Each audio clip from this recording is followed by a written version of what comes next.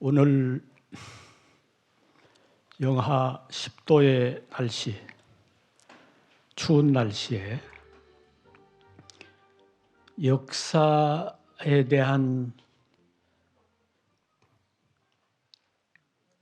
역사를 사랑하는 열정으로 정심화 국제문화회관을 찾아서 참석해 주신 여러분 감사합니다. 오늘날 세계 최강대국인 미국의 역사는 300년을 넘지 않습니다.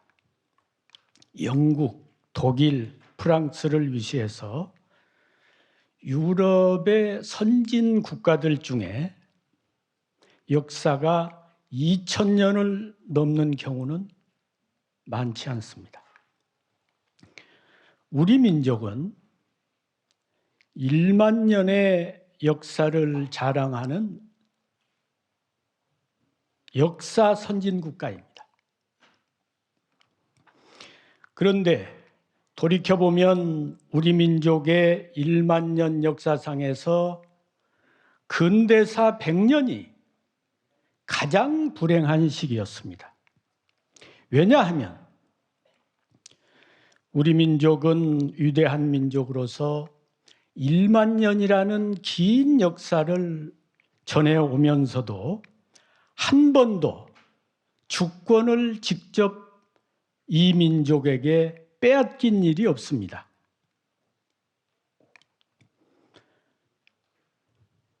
그런데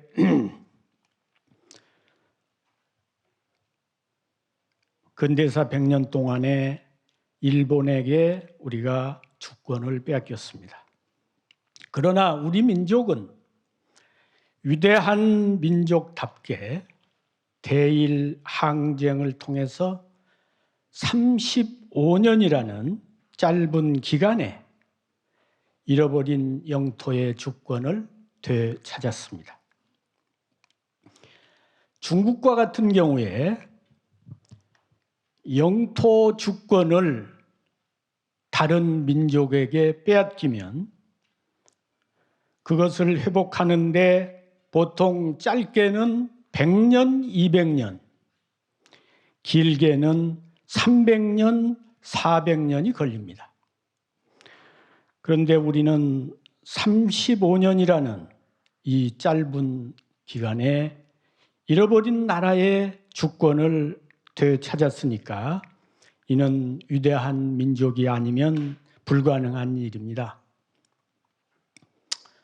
그리고 광복 후에는 남북 분단이라는 가슴 아픈 상처를 안고서도 산업을 개발하고 정치를 혁명해서 산업화와 민주화를 동시에 이룩하는 쾌거를 이룩함으로써 세계가 부러워하는 나라로 우뚝 섰습니다.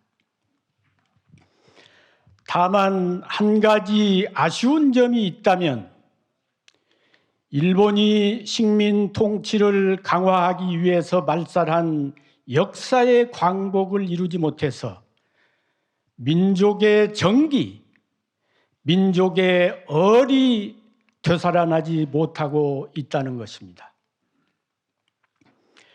어느 국가나 민족을 물론하고 국가의 혼과 민족의 얼은 역사에 담겨 있는 것입니다. 그래서 역사를 말살하면 국가와 민족이 말살되고 역사가 바로 서면 국가와 민족이 흥성하는 것입니다. 역사는 국가와 민족의 얼이 담긴 정신적 뿌리이자 원천입니다. 나무가 뿌리가 없으면 말라 죽을 수밖에 없고 우물이 근원이 없으면 고갈될 수밖에 없듯이 국가가 역사가 바로 서 있지 않으면 민족의 얼이 빠질 수밖에 없습니다. 얼이 빠지면 민족이 혼란에 처하는 것은 지극히 당연한 결과라 할 것입니다. 오늘날 대한민국 국민들은 좌우로 편을 갈라서 광화문에서 서초동에서 여의도에서 동족끼리 싸우고 있는데 그 살벌한 풍경은 가히 전쟁을 방불케 하고 있습니다. 밖으로는 미국, 러시아, 중국, 일본 주변 사강의 이해관계가 첨예하게 얽혀 있고 안으로는 남북이 분단되어서 대치하고 있는 상황에서 국민이 하나로 뭉쳐서 합심 협력해야만 선진 한국, 통일 한국의 새로운 미래를 열어갈 수 있을 것입니다. 그런데 좁은 땅덩어리에서 많지도 않은 국민들이 서로 화합을 이루지 못한 채 갈등하고 분열하고 전쟁을 하고 있으니 이러고서야 어떻게 이 나라가 발전하고 민족이 흥왕하기를 바랄 수 있겠습니까? 오늘 우리 사회가 좌우 진영의 총성 없는 전쟁으로 동족끼리 내란에 휩싸여 있는 것은 일본에게 빼앗긴 국토는 되찾았지만 일본이 말살한 우리 민족의 바른 역사를 광복하지 못한 데 그 원인이 있다고 생각합니다. 따라서 저는 이제 우리나라는 역사의식과 철학을 겸비한 훌륭한 정신적인 지도자가 나와서 진정한 역사 광복을 통해 민족의 얼과 혼을 바로 세우는 일이 시대의 최대 과제라고 생각합니다. 이곳에 와서 추운 겨울 날씨도 아랑곳하지 않고 국가와 민족과 역사를 사랑하는 여러분들의 뜨거운 열기를 보면서 이제 이 나라의 역사가 바로 서고 민족의 얼이 되살아날 날이 멀지 않았다는 희망을 갖게 됩니다. 여러분 감사합니다.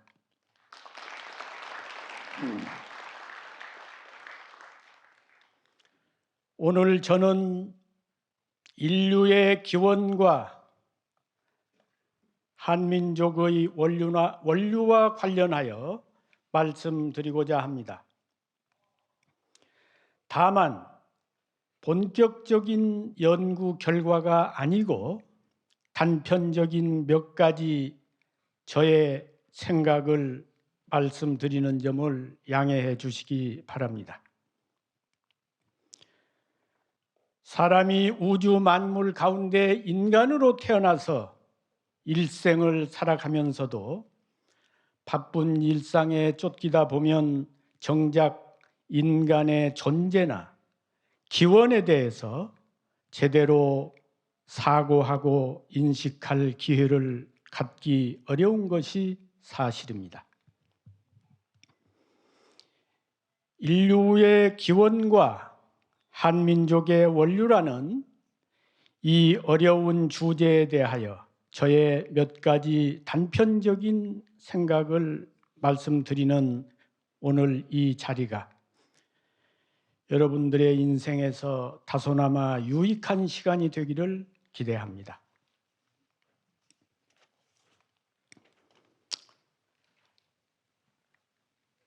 지금 여러분들이 갖고 계신 이 책의 맨 앞쪽에 제가 발표할 내용이 실려 있습니다.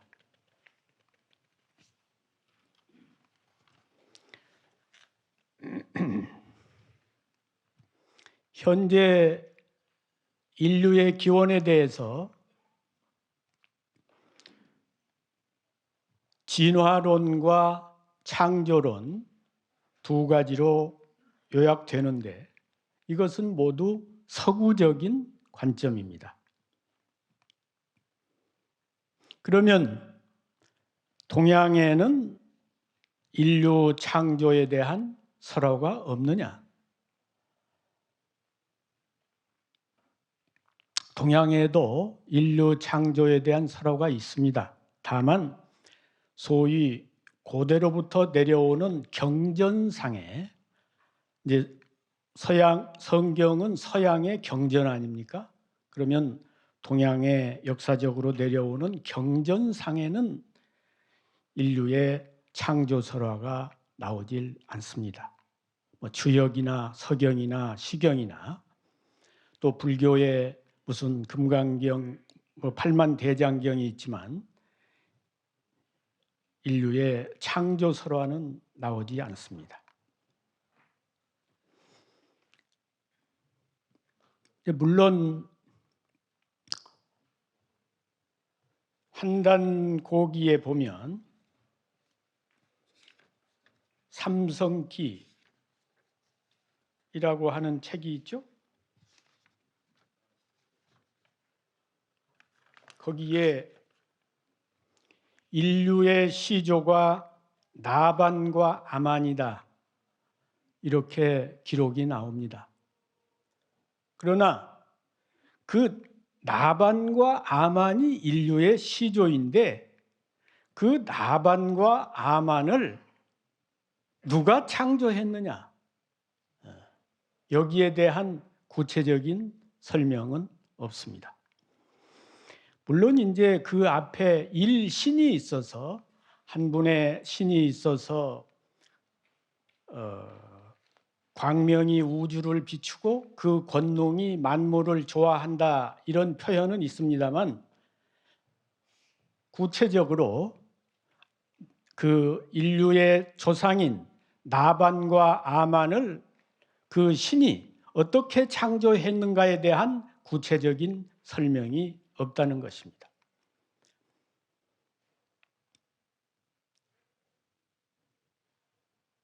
그리고 유교, 불교, 도교의 경전 가운데에는 인류의 그 시조가 누구라고 하는 그런 창조 설화 자체가 없습니다. 그러면 이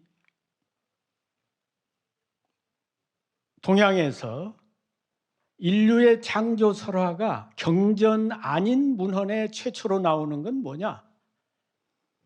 이제 반고라는 분이 역사상에 등장을 합니다. 반고, 소반반자 예고자. 그런데 그 반고라는 분이 최초로 문헌상에 등장하는 시기는 삼국시대.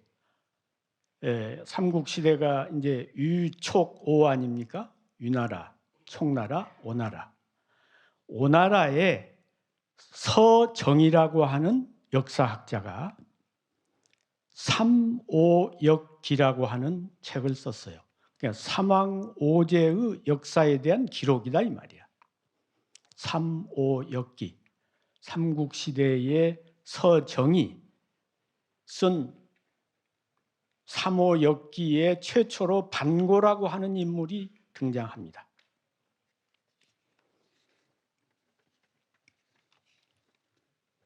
그러니까 그 반고가 그 훨씬 이전에 춘추시대 이전에 선진시대의 경전인 춘추좌전이라든지 국어라든지 시경이라든지 서경이라든지 죽서기년이라든지 일주서라든지 선진시대의 여러 문헌들이 있는데 그런 책에는 안 나오고 삼국시대에 와서 서정이라고 하는 학자가 쓴 책에 반고라고 하는 이름이 나온다 이거예요. 그래서 이제 반고가 아까 예수님이 인류를 창조했다는 이야기 비슷하게 그런 내용이 나오고 또 오운영년기라고 하는 책에 보면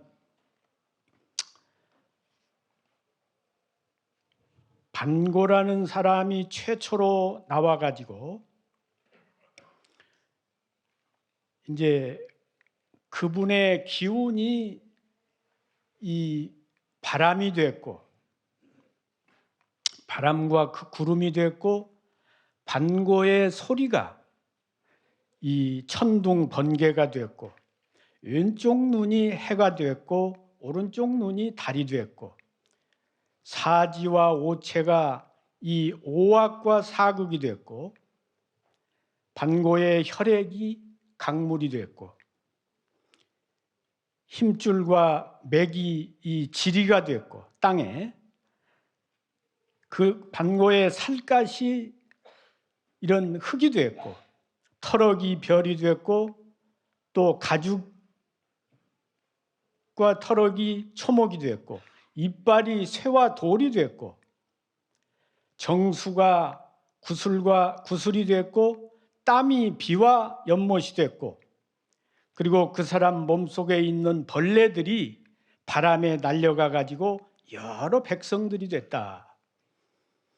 이것이 이제 동양에서 그 소위 창조설화입니다. 근데 이거를 이제 시기적으로 볼 때도 삼국시대에 비로소 나왔는데, 그 이전에 나온 뭐 복희, 신롱, 황제 이런 분을 공자가 이야기했지만 반고 이야기를 한 사람이 없단 말이야. 그러니까 이 반고 인류 창조 설화가 삼국시대에 서정에 의해서 창조가 됩니다. 그러나 이 학설을 학문적으로 인정을 하지는 않았습니다. 그러나 이런 창조 설화가 있기는 있다 이거야. 또 이제 그 여화라는 분이 있는데, 여화라고 하는 분이 처음에는 황토를 가지고, 물론 성경에도 흙을 가지고 뭐 사람을 만들었다고 하는 그런 비슷한 내용이 있습니다만, 여화가 처음에는 황토를 가지고 사람을 만들었는데, 황토를 가지고 한 사람 한 사람을 빚으려고 하니까 너무 시간도 많이 걸리고 힘이 든다 이 말이야. 그래서 나중에는 노끈을 진흙 속에 담가 가지고 그걸 뿌려서 이제 사람 그 이제 노끈에 묻은 흙들이 이제 여기저기 떨어져 가지고 그게 사람이 됐다. 예, 그런 그게 이제 여화의 창조설화고, 앞에 설명한 게 반고의 창조설화입니다. 그래서 제가 동양에는 창조설화가 없다고 앞에 그렇게 쓴 것은, 물론 반고와 여화의 창조설화가 있지만 그 경전상에 나타나지 않고, 또 후기에 학자들이 그런 그 창조설화를 어떻게 보면 창조설화를 창조했기 때문에 제가 이렇게 표현을 한 것입니다.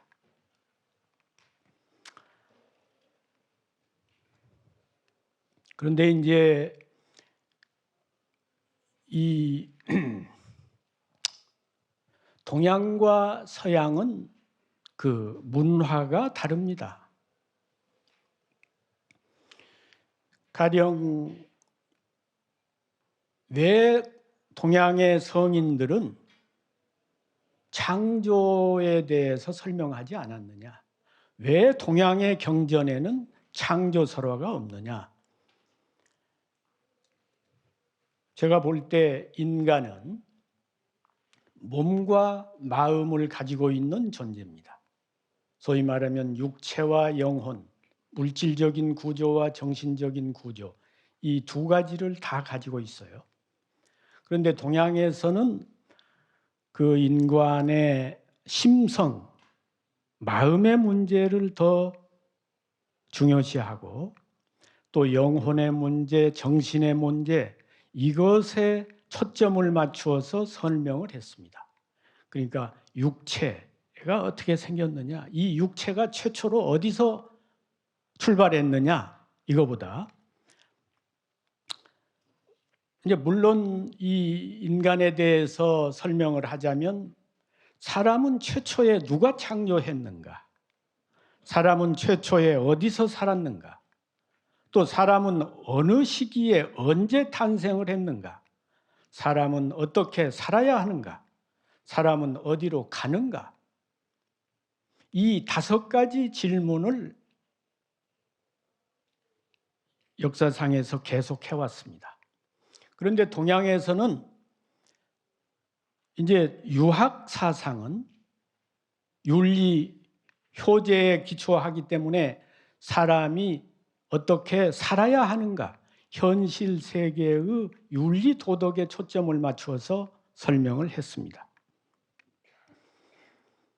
그런데 이제 불교는 물론 사람이 어떻게 살아야 하는가도 말했지만 사람은 어디로 가는가에 대해서 설명을 했다는 것이 유교와 불교의 차이입니다.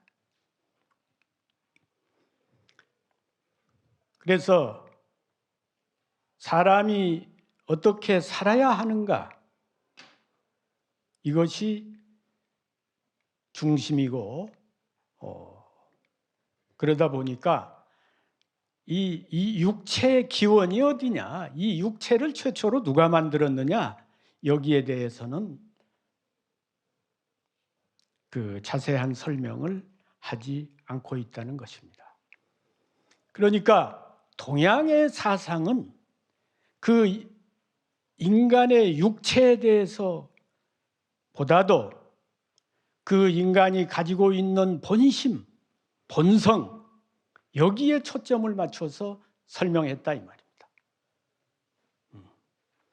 그래서 밖에서 얻는 지식보다도 안에서 마음을 밝혀가지고 거기서 얻어지는 그 지혜를 더 소중하게 생각하는 것이죠.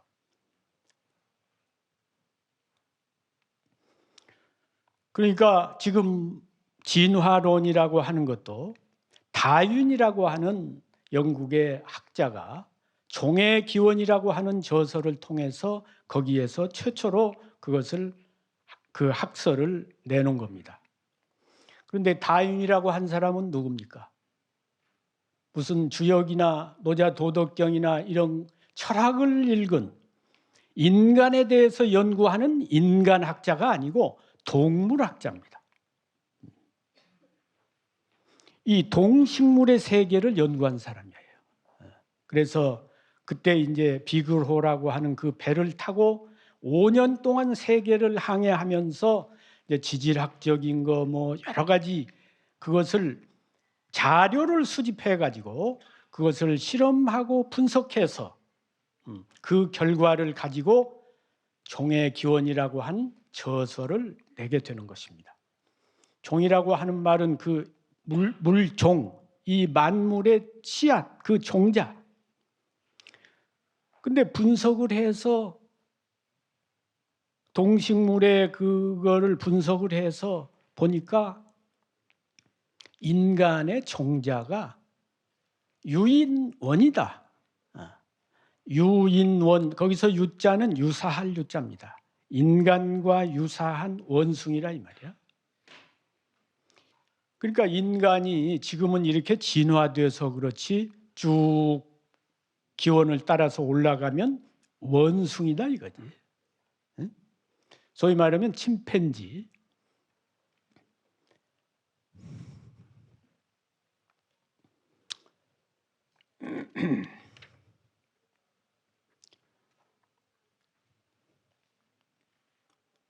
그런데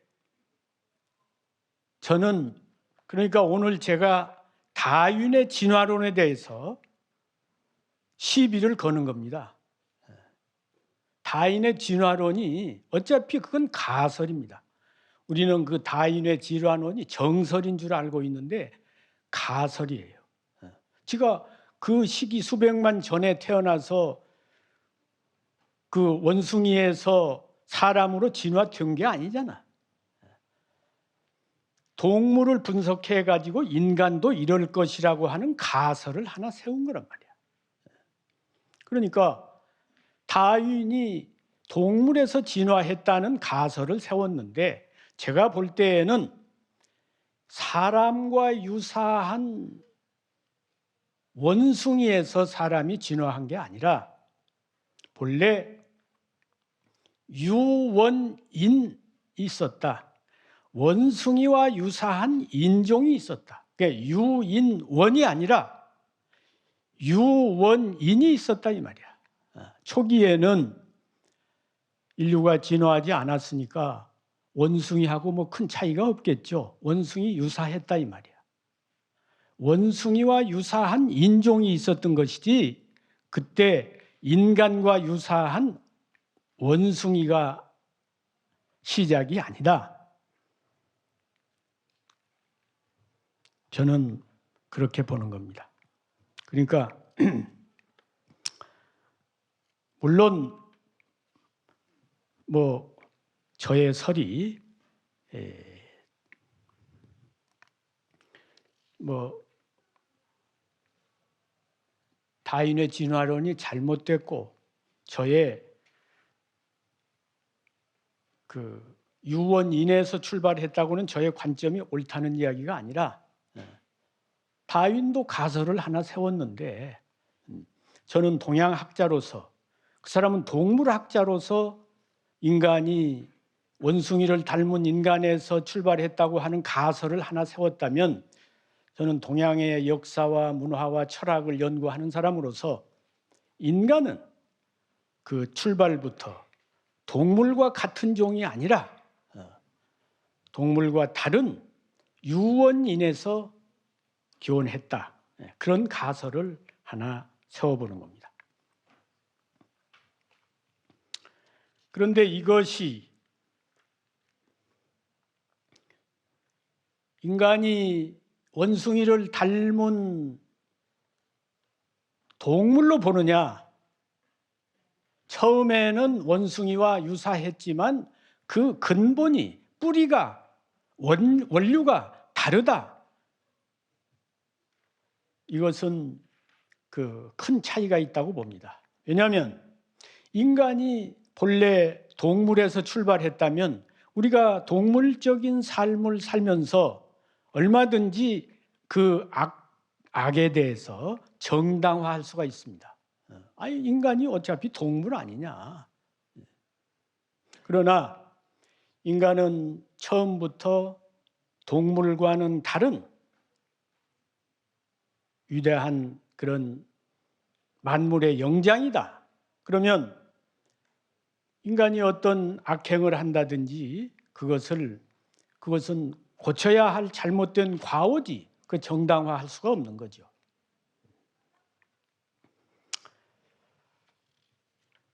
그래서 저는 오늘날 이 현대 사회를 지배하는 두 가지 이념, 자본주의와 사회주의. 자본주의는 아담 스미스의 국부론에 기초하고 있고 사회주의는 막스의 자본론에 기초하고 있는데 자본론이든 막스의 국부론이든 다 이 인간에 있어서 막스의 주장이 그거 아닙니까? 이 역사를 발전시키는 원동력은 물질이다. 물질이 역사 발전의 기초다. 이렇게 보는 겁니다. 그러니까 정신보다도 물질을 더 중요시하는 게 막스 사상이에요. 그렇기 때문에 책 제목이 자본론인 것입니다.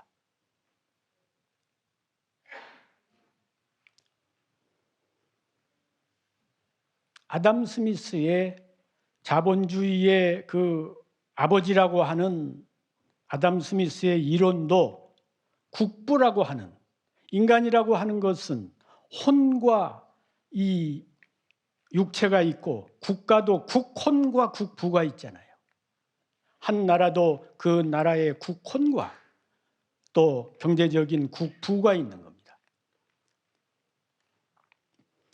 그러니까 미국 같은 나라가 지금 트럼프 같은 사람이 나와서 미국이 다시 부강해져야 된다. 그래서 국부를 위해서, 나라의 부강을 위해서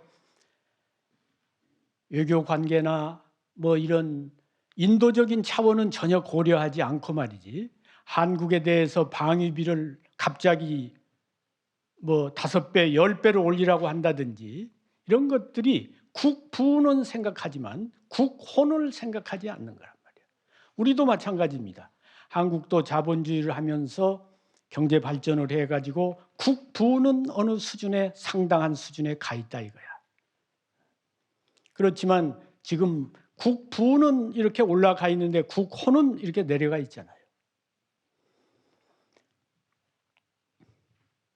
그런데 이런 이 세상을 정신과 물질, 육체와 영혼, 이 두 가지가 있어서 두 축으로 가야 되는데, 현대 문명이라고 하는 것은 이 물질이라고 하는 이 한 축으로 가고 있다 이거야.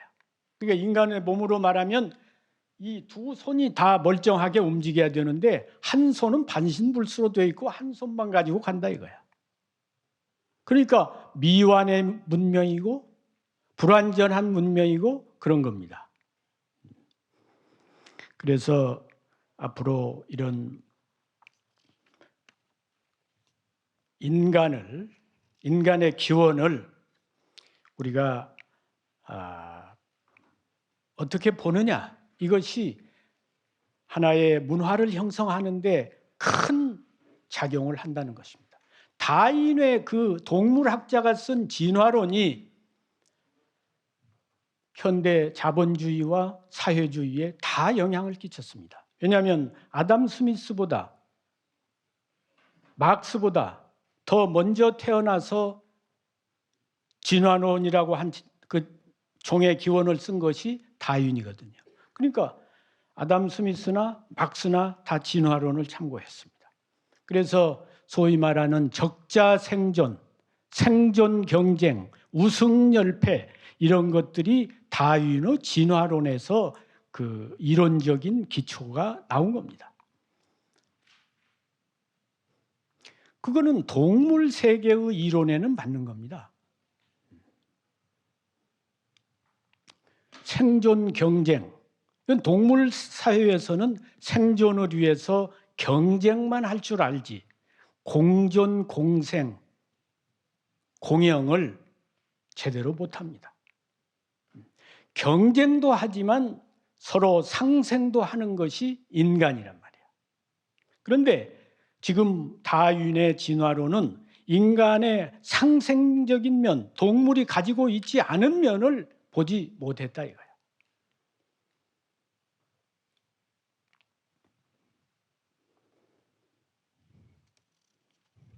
그래서 저는 앞으로 이 세계도 마찬가지고 우리나라도 마찬가지고 이런 그 인간을 보는 가치관, 세계관, 이런 것이 변해야 되는데, 인간이 본래 동물에서 출발했다고 하는 그런 관념만 가지고는 가치관, 세계관이 바뀔 수가 없습니다.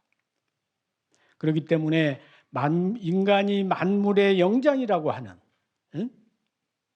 동물은 생혼, 각혼은 가지고 있어요. 산천초목도 생명에 대한 그런 기운은 가지고 있단 말이에요. 동물들도 지각하는 혼은 가지고 있습니다. 그렇지만 동물이나 이런 식물들은 위대한 그 인간의 그 영혼, 그 아까 말한 심성, 본심, 천부경에 말하는 본심 본태양이라고 하는 그 본심 말입니다. 인간의 본심이라고 하는 것은 저 하늘의 태양처럼 밝은 그런 본심을 가지고 있다 이거야. 근데 그게 무슨 위대한 성인들만, 공자맹자, 예수님만 그런 태양과 같은 본심을 가지고 있는 게 아니고 모든 인간이 다 가지고 있다 이거야. 그렇기 때문에 인중천지이라, 그 인간은 하늘과 땅과 거기에 하나가 된다는 겁니다. 이러한 사상이 기초가 돼야 인간의 가치관이 바뀌고 세계관이 바뀌고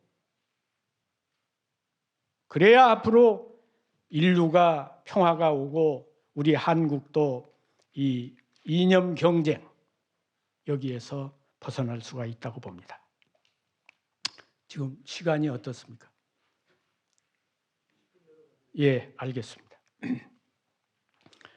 그리고 이제 우리 민족의 원류에 대해서 그동안 뭐 여러 학자들이 논문도 쓰고 저서도 발표한 게 있습니다만 주로 지금까지는 고고학적인 연구가 기초가 되어 있습니다. 지금 우리가 구석기 시대, 신석기 시대, 청동기 시대, 철기 시대 이런 용어 자체가 고고학에서 역사 연구를 할 때 그 시대를 나누는 것입니다. 땅을 발굴해 가지고 거기에서 토기가 나왔는데 이게 구석기 시대냐, 신석기 시대냐, 청동기 시대냐, 철기 시대냐 이 시대 구분을 하는 거란 말이죠. 그러니까 고고학이 출발하기 전에는 이런 용어 자체가 없었습니다.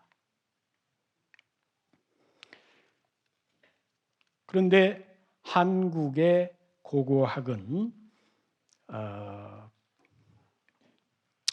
지금 제대로 출발부터가 제대로 되지 않았다고 생각을 합니다. 왜냐하면 우리가 근대화하면서 우리 자신이 스스로 근대화를 하지 못하고 일본에 의해서 근대화를 했지 않습니까? 그렇기 때문에 학문도 정신세계도 일본의 영향이 많습니다. 고고학도 마찬가지예요. 우리가 스스로 우리의 고고학을 처음 세운 게 아니고 일본 사람들이 먼저 와서 고고학을 해가지고 그 일본 사람들이 가르친 제자들이 또 한국의 고고학을 하게 됐단 말이에요. 그래서 물론 이제 고고학이라고 하는 것은 문헌학은 적어도 문자가 산생된 이후부터 기록이 돼 있으니까 5,000년의 역사를 가지고 있지만 고고학의 역사는 불과 200여 년입니다. 그렇기 때문에 역사 연구에서 고고학이 중심이 될 수가 없는 거예요. 문헌학이 중심이 되는데 보조학문으로서 나온 것이 고고학입니다. 그런데 한국은 그것이 거꾸로 돼서 고고학이 위주고 문헌학은 그냥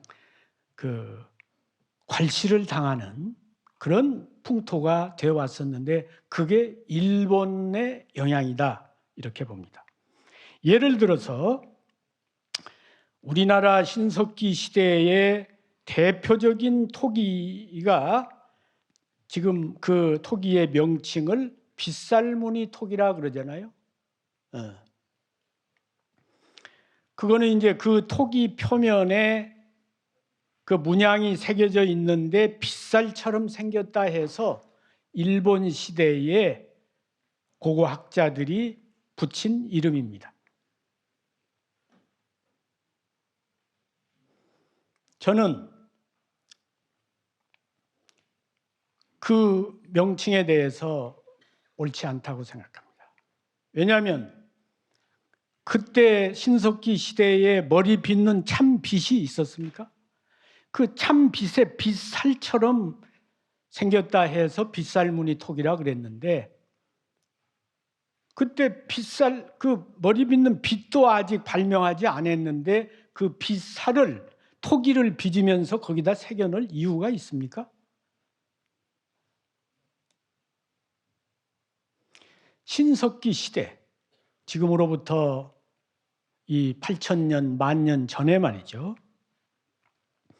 그때는 우리 민족은 태양을 숭배하는 민족인데 우리는 한자로 하면 태양이지만 우리말로 하면 해입니다. 해. 해란 말이에요. 그런데 이 원시 시대에 저 전등도 빛이 정말 찬란해서 이 서울에 밤에 남산에 올라가 가지고 야경을 보면 그 광채가 화려하고 아름답잖아요. 암흑과 광명의 차이인데 원시 시대의 사람들이 그 광명의 원천인 해를 보면서 그 해에서 이 비치는 햇살 무늬를 보고 그 신비로움에 말이지 감탄을 해서 그것을 가슴속에 새기고 있다가 토기를 만들 때 자기가 아주 인상 깊게 받았던 그것을 토기에다 새겨놓은 거죠. 그런데 일본 사람들은 우리 민족이 태양을 숭배한 위대한 민족이라고 가르치지 않고 곰의 자손이라고 곰 토템을 가지고 있다고 그런 식으로 가르쳤잖아요. 그러니까 그거는 빗살무늬 토기가 아니라 햇살무늬 토기가 맞고 지금이라도 우리가 수정을 해야 된다. 저는 그렇게 생각을 합니다.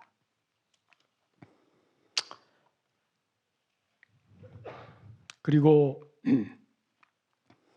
아까도 말씀드린 바와 같이 고고학은 유물과 유적을 통해서 옛 인류의 생활 문화를 연구하는 학문입니다. 19세기에 들어와서 근대 자연과학의 발달과 함께 땅에 묻힌 유물들이 드러나면서 고고학이 본격화되기 시작한 겁니다.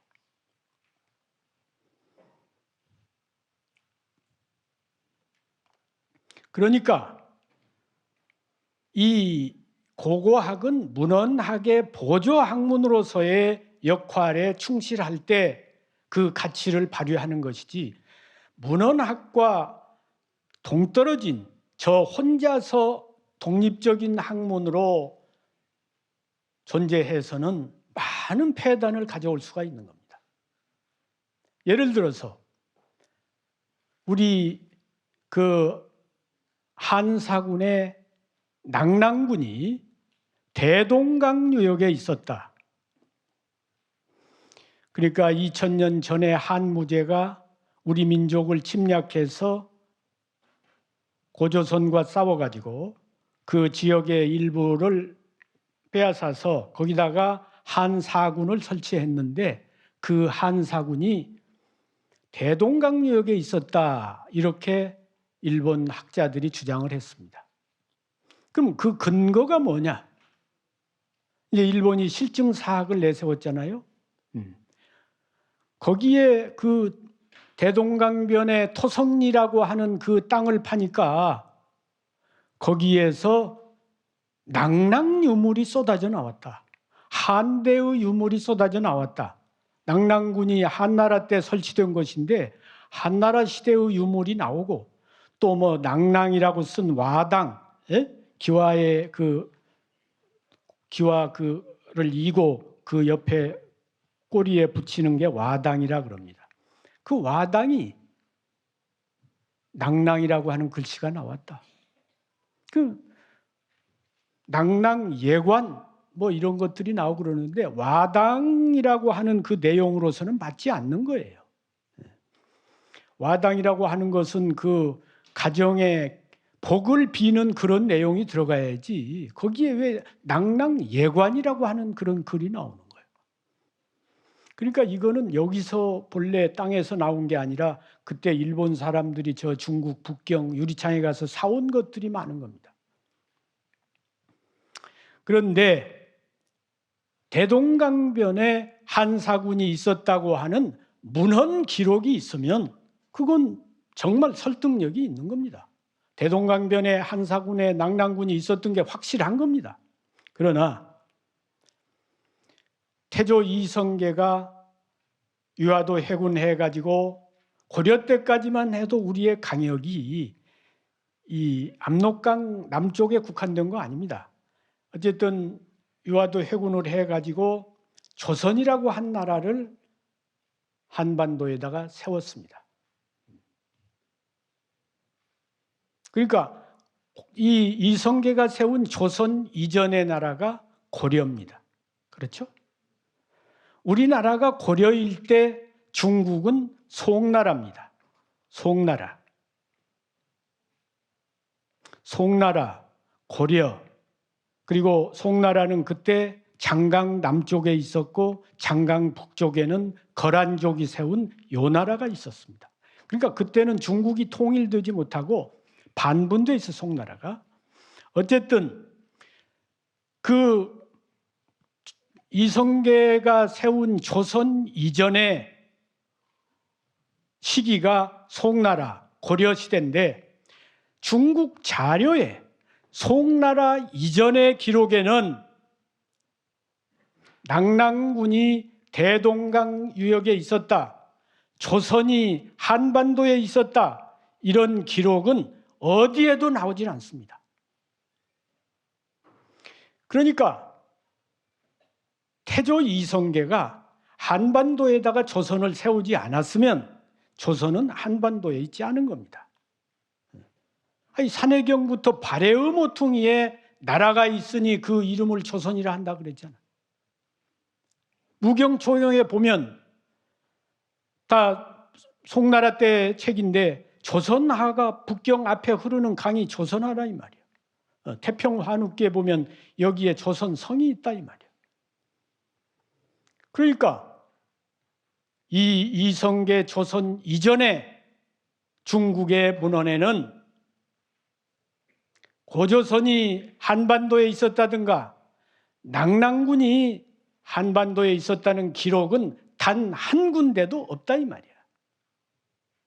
그러니까 이런 문헌적인 뒷받침이 전혀 안 되는데 거기에서 무슨 도자기 몇 점 나왔다고 해가지고 그거 가지고 토성리 유물이지, 대동강변 토성리 유물이지, 토성에서 발굴했으니까 그걸 왜 낙랑 유물이라고 그럽니까? 그게 왜 낙랑 유물이냐 이거야. 토성리 유물이지.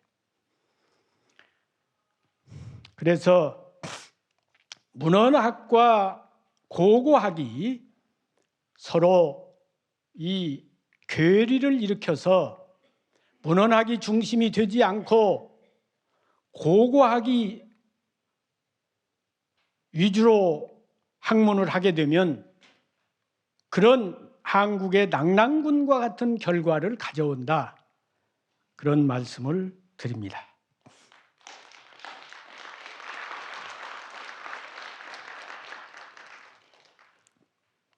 그리고 이제 그 고고학께서 우리 민족의 기원을 시베리아 쪽으로 보면서 맨 먼저 우리 민족을 형성한 것은 고아시아족이다. 그 다음에 예맥족, 퉁구스족이 우리 민족을 형성했다 이렇게 봐요. 그러면 우리 민족이 예맥족 이전에 최초 우리 민족은 고아시아족이라는 거예요. 그렇게 하면서도 고아시아족이 누구냐? 이거는 전혀 설명을 못 하거든요. 그게 문헌 연구가 기초가 되지 않고 고고학만 하기 때문에 그런 겁니다. 동양의 문헌 기록에 의하면 상고 시대의 아시아의 민족은 예맥족과 화하족이 있었습니다. 중원에는 예맥족이 있었고 동서남북 사방에는 예맥족이 있었습니다. 그런데 어느 때나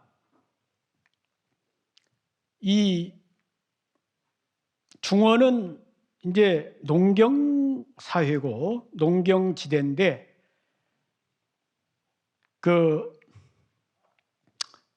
예맥족은 동북방에서 출발했지 않습니까? 동북방. 그러면 이제 맥족과 예족이 누가 먼저 출발했느냐, 예족이 먼저냐, 맥족이 먼저냐 이건데, 문헌을 검토해 보면 춘추시대 이전의 기록에는 맥족만 나옵니다. 논어에도 예족은 안 나와요. 공자도 맥족에 대해서 여러 번 이야기하죠. 만맥지방이라든지, 맹자에도 그 맥족에 대한 이야기가 나오는데, 그러니까 상고 시대로 올라가면 예족은 안 나온다 이거야. 그럼 예족은 언제부터 나오느냐? 춘추 시대 이후에 이제 예맥이 같이 등장합니다, 문헌상에. 그러니까 맥족이 먼저 상고 시대에 나오는데 그 뒤에 예족이 나온다 이거야. 그러면 문헌 기록에 의하면 맥족이 먼저 나오고 맥족에서 한 갈래가 뻗어나가 가지고 크게 세력이 형성되니까 그걸 예족이라 그런 겁니다. 근데 어쨌든 그러면 중원의 화족이 먼저냐, 이 예맥족이 먼저냐? 중국에 뭐 그걸 설명하자면 한이 없고, 제가 또 이제 다음에 이 문헌 연구를 기초로 해서 한민족의 기원을 제대로 한번 발표할 기회를 가지려고 합니다. 중국의 유절이라고 하는 유명한 역사학자가 있는데 그 사람이 그런 말을 했어요. 이야 화야. 이 동아시아에는 동이족과 화족이 있는데 고대로 올라가면 동이족, 화족으로 민족이 요약된다 이거야. 지금은 중국이 뭐 56개 민족이 있지만 상고 시대로 올라가면 동이족, 화족 두 개로 좁혀진다 이 말이지. 그러면 이 동이족과 화족 중에는 출발점이 어디냐? 뿌리가 누구냐? 이야, 화야, 개, 출어, 맥이라. 동이족도 화족도 맥족에서 출발했다. 이렇게 이야기를 했습니다. 그 사람이 한족인데 근거 없이 이런 이야기를 하지 않았을 것입니다. 시간도 다 된 것 같고 제가 오늘은 이 정도로 제 말씀을 줄이고 다음에 한민족의 기원에 대해서 상세히 연구 발표하는 기회를 갖고자 합니다. 감사합니다.